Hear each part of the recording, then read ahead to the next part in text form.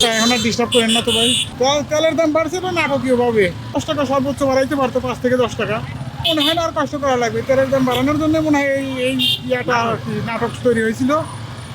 দাম বাড়ছে আর নাটক শেষ হয়ে যাবে। হুট করে তেলের দামটা বাড়ানো আসলে এটা জনগণের কাছে ভোগান্তি ছাড়া কিছুই না, আমি যেটা মনে করি আর কি। কারণ সবাই আশা করছিল যে জুন জুলাইয়ের পরে বা যখন তেল ছাড়বে খরমুজ থেকে তার পরবর্তীকালে তেলের দামটা বাড়বে, কিন্তু খরমুজ ছাড়ার পরবর্তীতে এখন পর্যন্ত কিন্তু তেলের কোনো জাহাজ দেশে ঢুকে নাই। কিন্তু হুট করে তেলের দামটা বাড়ানো অপ্রত্যাশিত ছিল সবার কাছে।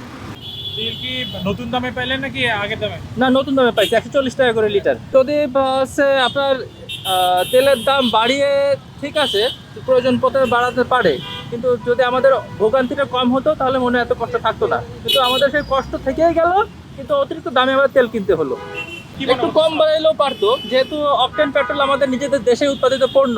আবার এদিকেও চিন্তা ভাবনা করতে হবে, যেহেতু আমাদের সারা বিশ্ব এখন তেলের জন্য অস্থির, কিন্তু অল্প কিছু বাড়াইতে পারতো।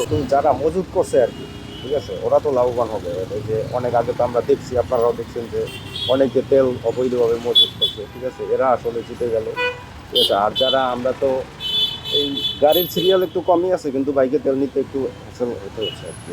8 ঘন্টা সিরিয়াল দিয়ে আমরা 500 টাকা 600 টাকার কোনো জায়গায় 400 টাকার এইভাবে তেল দেয়। হ্যাঁ, আমাদের দিনটা পার হয়ে যায়, সারাদিন আমরা কোনো কর্মস্থানে কিছু করতে পারি না।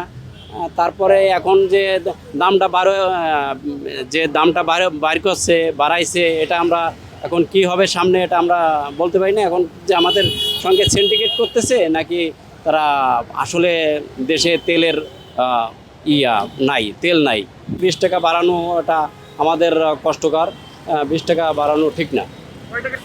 এটা নিয়ে তো বলার কিছু নেই, এটা হাস্যকর বিষয়। কারণ হইতেছে কি,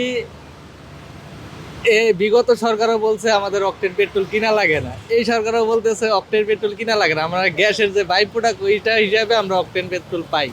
তো সেই হিসাবে যে যদি অকটেন পেট্রোলের দাম বাড়ে, আর এই যে এরকম সিন্ডিকেট, এটা তো মূলত সব টোটালি একটা সিন্ডিকেট। এই সিন্ডিকেটের কারণেই এই সিস্টেমটা দাম বাড়ানোর জন্য ওনারা সিন্ডিকেট করছে। উচিত ছিল বর্তমানে লিটার প্রতি 10 থেকে 15 টাকা কমাই দেওয়া, এবং সরকারের অন্যান্য খাত থেকে এটা ভর্তুকি দিয়ে চালানো 1-1.5 মাস, তাইলে সিন্ডিকেটগুলো সোজা হয়ে যেত। তারা কি করলো যে দামটা বাড়াই দিল, এতে সিন্ডিকেট তো আরো মনে করেন সুযোগ পাইলো। এটার আপনার যে ইফেক্টটা, এটা তো আমাদের সব কিছুর উপরেই পড়বে। সেটা এই যে বাস ভাড়া, খাবার দাবার, যাতায়াত খরচ, সব কিছুর উপরে এটার প্রভাব পড়বে। প্রথমে বলা হয়েছিল যে এই মান্থে বাড়াবে না, নেক্সট মান্থে হয়তো ওরা কোনো ইনিশিয়েটিভ নিবে আর কি। আসলে হঠাৎ করে যে বাড়িয়ে ফেলবে, কিন্তু বাড়াইছে যে, তারপর তো ভোগান্তি তো আর কমে না আসলে। তো লাভ কি হলো?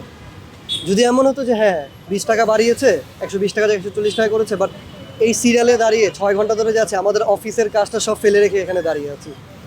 তো আমার তো অফিসের কাজ হলো না, এই তেলের সিরিয়ালে দাঁড়িয়ে তেল নেওয়ার জন্য তো আমার অফিসেরও ক্ষতি হলো, কাজেরও ক্ষতি হলো। কিন্তু সকাল থেকে এখনো দাঁড়ায় আছি, কোনো খাওয়া দাওয়া নাই। মনে করেন যে তেল নিতে এসে আশেপাশে নাস্তা করতে গিয়ে 200-300 টাকা খরচ হয়ে গেছে।